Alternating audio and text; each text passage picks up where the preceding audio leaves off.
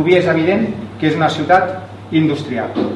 I no només això, sinó que Rubí serà industrial o no serà. Jo, si sóc alcalde d'aquesta ciutat, a mi el que m'interessa és que els ciutadans d'aquesta ciutat tinguin llocs de treball, que tinguin feina. Rubí té el primer pol industrial de tot Catalunya, el segon de tot l'Estat.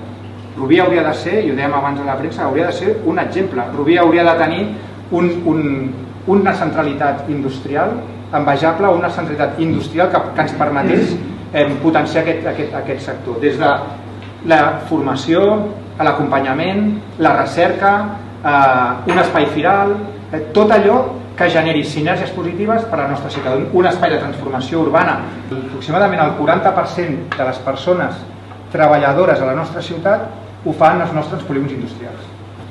Això és com la vostra marca. Vosaltres esteu convençuts i heu de ser els primers que esteu convençuts que el vostre producte, que la vostra marca és un producte d'una marca guanyadora i que treballeu perquè sigui possible i perquè surti al mercat i la gent li agradi allò que feu i quan ho tingui realment li agradi i que allò que heu explicat després doni